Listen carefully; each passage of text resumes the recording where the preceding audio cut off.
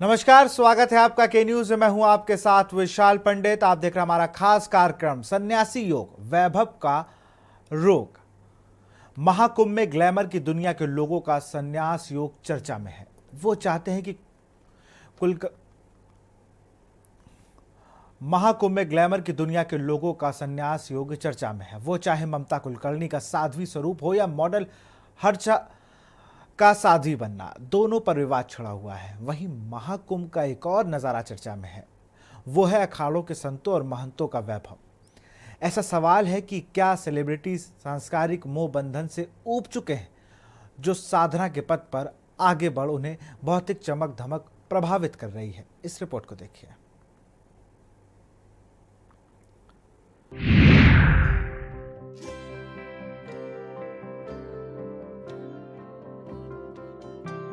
महाकुंभ में संन्यास योग, वैभव का रोग।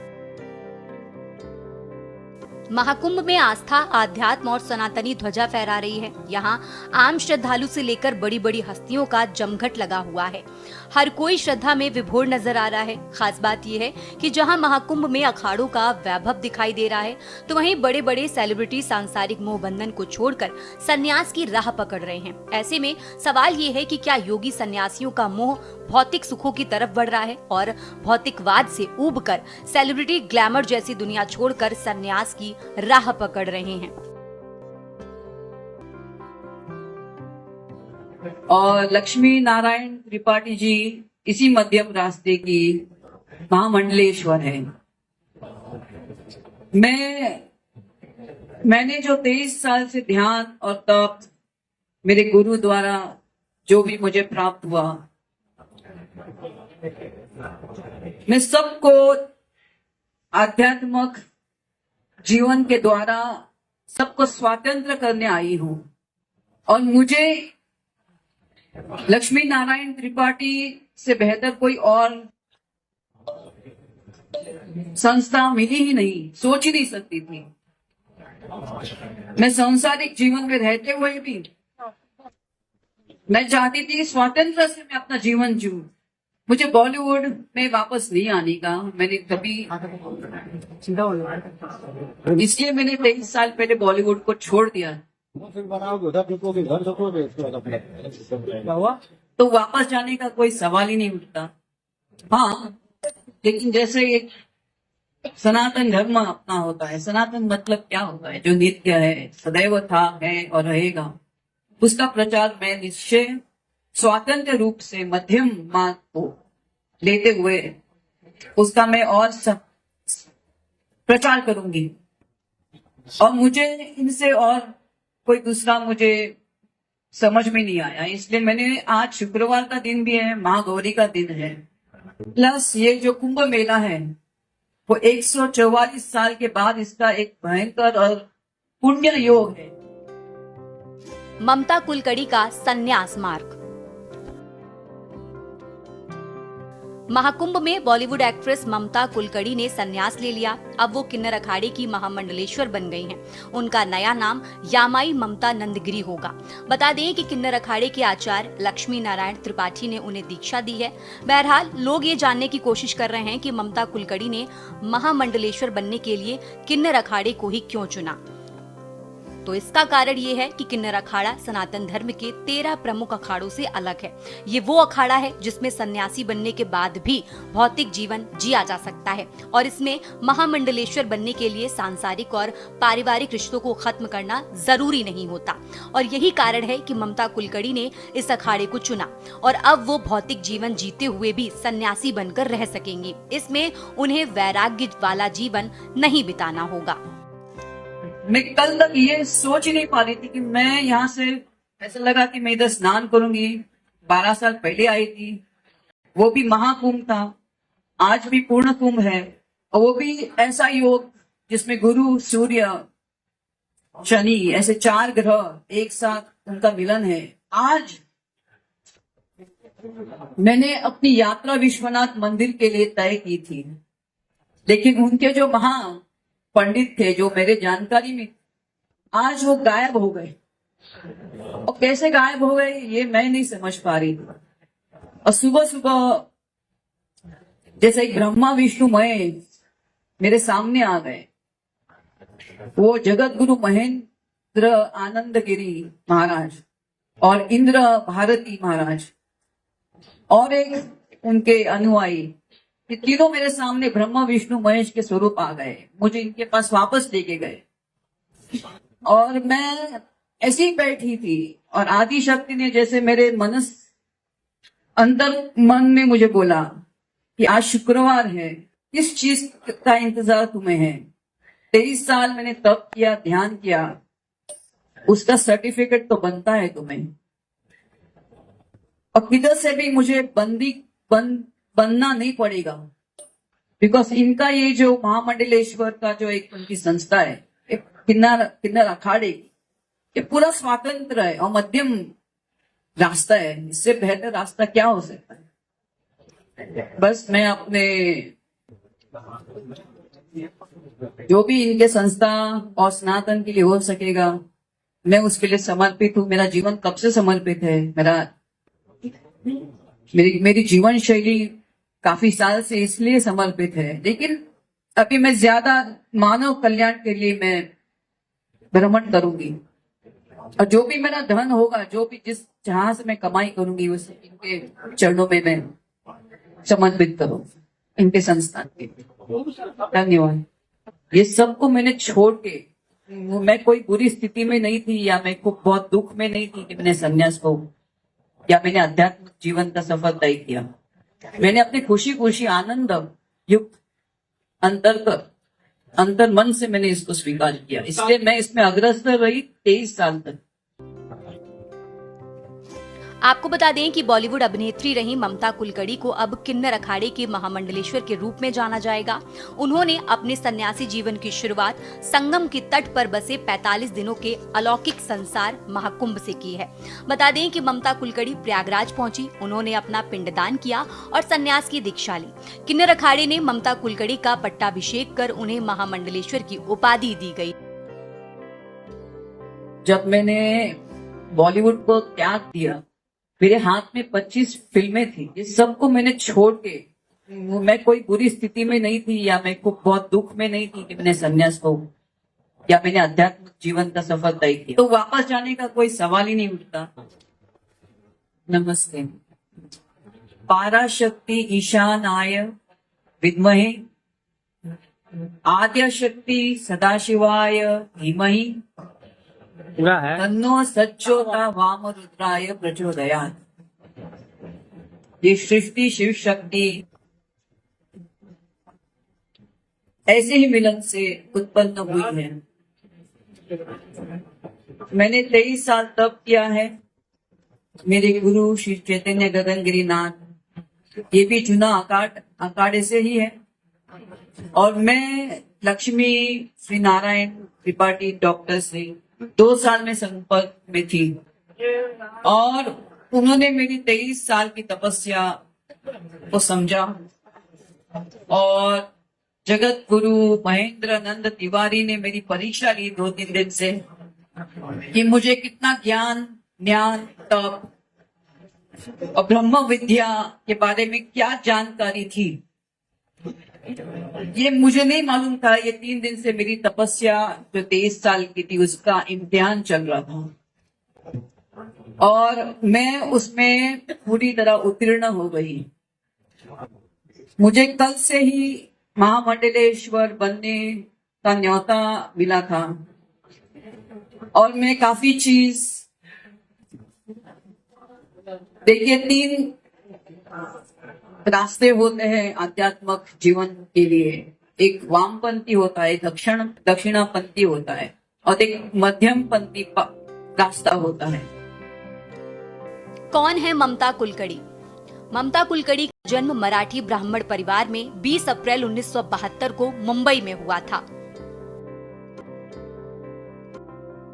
ममता कुलकर्णी को 1993 में फिल्म आशिक आवारा के लिए फिल्म फेयर अवार्ड मिला था।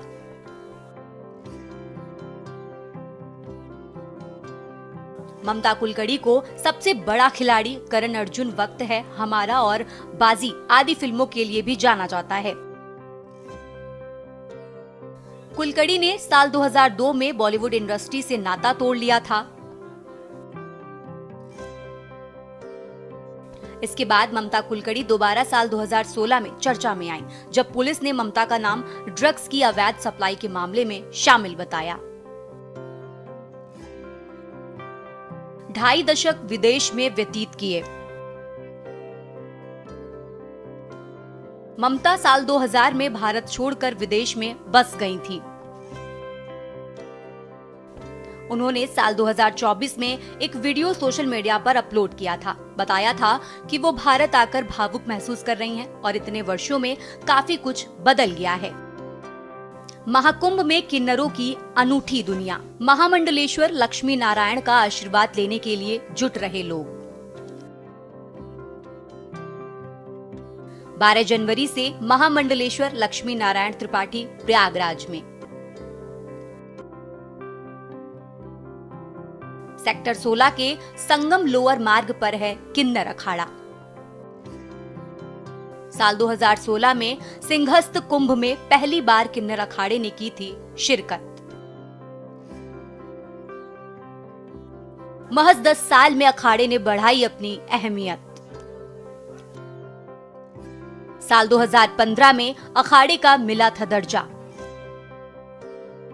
ये किन्नर अखाड़े का दृश्य है, यानी 12 जनवरी से आचार्य महामंडलेश्वर लक्ष्मी नारायण त्रिपाठी यहाँ पहुंची हैं। उस दिन से उनसे मिलने वाले लगातार अखाड़े में पहुंच रहे हैं। क्या बाहर से मिलने आने वाले, क्या यहाँ रह रहे किन्नर, महिला पुरुष, सभी के पास आचार्य महामंडलेश्वर के लिए माँ ही संबोधन है। बता दें कि महाकुंभ में माँ की ये दुनिया बसी है सेक्टर 16 के संगम लोअर मार्ग पर। आपको बता दें कि लोगों की भीड़ और बस आशीर्वाद लेने की उत्सुकता देखकर ये सहज ही कहा जा सकता है कि महज 10 साल में अखाड़े ने अपनी अहमियत बढ़ा ली है। अभी साल 2015 में ही तो इस अखाड़े का दर्जा मिला था। साल 2016 में सिंहस्थ कुंभ में पहली बार अखाड़े ने शिरकत की थी। हालांकि तब उसे अन्य अखाड़ों के साथ स्नान करने का मौका नहीं दिया गया था। बाद में जूना अखाड़ा के साथ होते हुए समझौते के बाद पहली बार साल 2019 के कुंभ में किन्नर अखाड़े ने शाही स्नान, अब अमृत स्नान किया था। मंगलवार को 12 वर्षीय कुंभ में उसका पहला अमृत स्नान था। अब तक इस अखाड़े को 13 अखाड़ों वाली अखाड़ा परिषद ने 14वें अखाड़े के रूप में मान्यता नहीं दी है, जिसकी मांग जारी है। किन्नर अखाड़ा सभी अखाड़ों में इसलिए खास है क्योंकि ये इकलौता ऐसा अखाड़ा है जहां तीनों लिंगों के लोगों का प्रतिनिधित्व होता है। इसके अलावा ये भले ही सन्यासी संप्रदाय के सबसे बड़े अखाड़े जूना से जुड़ा है, लेकिन ये सन्यास ग्रहण करने के लिए किसी पर दबाव नहीं डालता। जो सन्यासी बनना चाहे वो बने, जो ना बनना चाहे उसका भी अखाड़े में स्वागत है।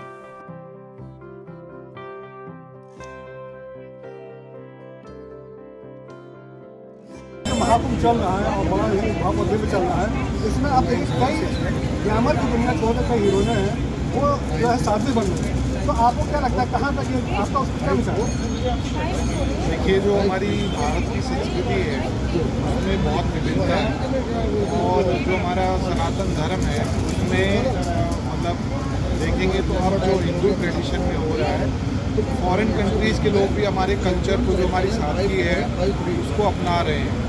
तो ये हमारे भारत के लिए ही बहुत गर्व की बात है कि जो बाहर के विदेशी पर्यटक हमारे देश में घूम रहे हैं, हमारी संस्कृति को देख रहे हैं और हमारे धर्म को, जैसे इस्कॉन वगैरह हमारा आप देखेंगे तो ग्लोबली उसकी एक रिकग्नाइजेशन है।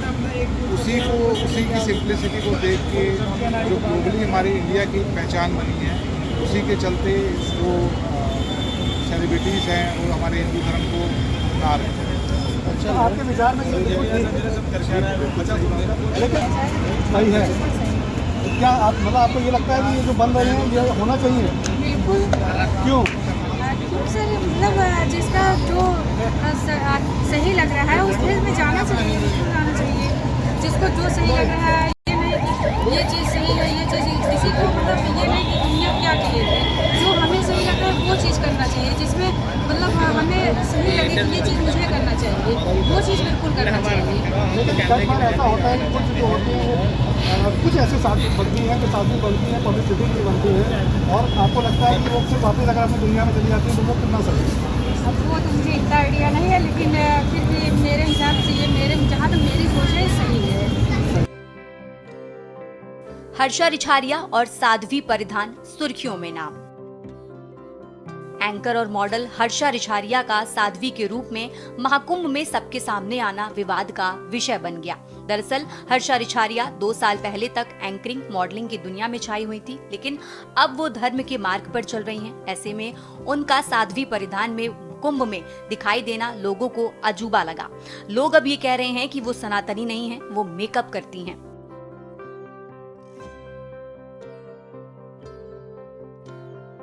मैं चाहती तो अपनी पुरानी सारी वीडियोस और फोटोज को डिलीट कर सकती थी, बट वो मैंने नहीं किया। वो मैंने इसलिए नहीं किया क्योंकि मैं अपनी एक जर्नी युवाओं के सामने रखना चाहती हूँ कि जब मैं वहाँ से यहाँ तक का सफर कर सकती हूँ तो मुझे लगता है कि कोई भी कर सकता है। परम पूज्य गुरुदेव से मेरी मुलाकात 1.5 साल पहले हुई है। उन्होंने मुझे कभी नहीं बोला कि तुम कुछ भी अपना काम छोड़ो। उन्होंने बोला कि अपने काम के साथ साथ भी भक्ति की जा सकती है बहुत अच्छे तरीके से, लेकिन अपने प्रोफेशन को छोड़ना मेरा डिसीजन था, मेरा फैसला था, और अब मैं जो भी कर रही हूँ मैं उसमें बहुत खुश हूँ। हर्षा रिछारिया के बारे में अहम जानकारियां। महाकुंभ 2025 में सुर्खियां बटोर रही साध्वी हर्षा रिछारिया। एमपी, यूपी और उत्तराखंड से है खास नाता। उनका जन्म उत्तर प्रदेश और बचपन मध्य प्रदेश में बीता और अब वो देवभूमि उत्तराखंड के हरिद्वार में रहती हैं, जबकि उनका पूरा परिवार भोपाल में रहता है। पिता दिनेश रिछारिया बस कंडक्टर और मां किरण रिछारिया बुटीक चलाती हैं। हर्षा रिछारिया आचार्य महामंडलेश्वर स्वामी श्री कैलाशानंद गिरी जी महाराज की शिष्या हैं। इस अखाड़े से नागा साधु आते हैं।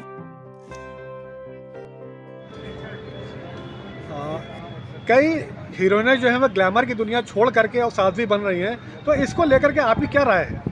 मेरा ये मानना है कि वो केवल हाईलाइट होने के लिए ना है कि 4-5 महीने आप हाईलाइट हुई, उसके बाद फिर छोड़ के वापस गई। सनातन अपना रही हैं, सनातन धर्म का प्रचार कर रही हैं, उसके लिए उनका स्वागत है, उनको हम एक्सेप्ट करते हैं। लेकिन अगर वो ये छोड़ के जाती हैं तो ये गलत होगा, मेरा ये मानना है। मतलब आपका कहना है पब्लिसिटी ना करें, वो वाकई में अगर सनातन धर्म स्वीकार कर रही हैं तो वो अच्छी बात है। मतलब आपकी तरफ से ये गलत नहीं, ये अच्छी बात है ये, और पब्लिसिटी नहीं होना चाहिए। हाँ, ये नहीं कि वो हाईलाइट होने के लिए आई कि मीडिया में या और टोटल ये जो चल रहा है डिजिटल में अपना उन्होंने कुंभ में हाईलाइट हो गई कि वो साध्वी हो गई, और बाद में जोड़ के उन्होंने कहा कि भाई हमारे समझ से बाहर है। जैसे हर्षा रिछारिया वो आई और वापस। आप श्रद्धालु हो, यहाँ घूमने आए हो, कहाँ से आए हो आप? हम अयोध्या बस्ती से आए। बस्ती से आए हैं। तो कौन से स्नान के लिए? मौनी अमावस्या के लिए? हाँ, मॉर्निंग अमावस्या के लिए आए थे और थोड़ा घूमने के लिए भी। अच्छा, तो ये बताइए कि जो बहुत सी ऐसी हीरोइनें हैं जो ग्लैमर की दुनिया छोड़ करके और जो साध्वी बन रही हैं, तो आपको क्या लगता है, आप एक युवा हो तो आपको क्या लगता है ये कहाँ तक सही है? तो सही है, लेकिन वो सबकी अपनी अपनी सोच की वजह से। वहीं हर्षा रिछारिया के मुताबिक हमारा सनातन समाज बहुत बड़ा है, उसमें रहकर हम अपने दायरे में कुछ भी कर सकते हैं। मुझे पता है कि मुझे कितनी बाउंड्री सेट करनी है, कहां पर क्रॉस करनी है, और कहा कि अगर मैं कल को जींस टॉप पहनकर निकलती हूं तो मैं उसका हक रखती हूं, मैं ऐसा कर सकती हूं क्योंकि मैं साध्वी नहीं हूं। अभी मैंने साध्वी की कोई औपचारिक दीक्षा भी नहीं ली। एंकरिंग और मॉडलिंग को छोड़कर आध्यात्म की राह पर चलने वाली हर्षा रिछारिया का कहना है कि मैं एक नॉर्मल इंसान हूँ, साध्वी की शिक्षा दीक्षा नहीं ली है, मंत्र जाप करती हूँ, मैं एक हिंदू इंसान हूँ, सनातनी इंसान हूँ, इसलिए मैं लेंस लगाऊं, चेहरे पर मेकअप करूं, लिपस्टिक लगाऊं, जींस टॉप पहनूं, उसमें किसी को ऐतराज नहीं होना चाहिए। उन्होंने ये भी कहा कि ये कोई मुद्दा नहीं है क्योंकि मैं एक गृहस्थ इंसान हूँ। गृहस्थ इंसान से इस तरह के सवाल बहुत ही बेबुनियाद हैं। स्पेशल डेस्क के न्यूज इंडिया।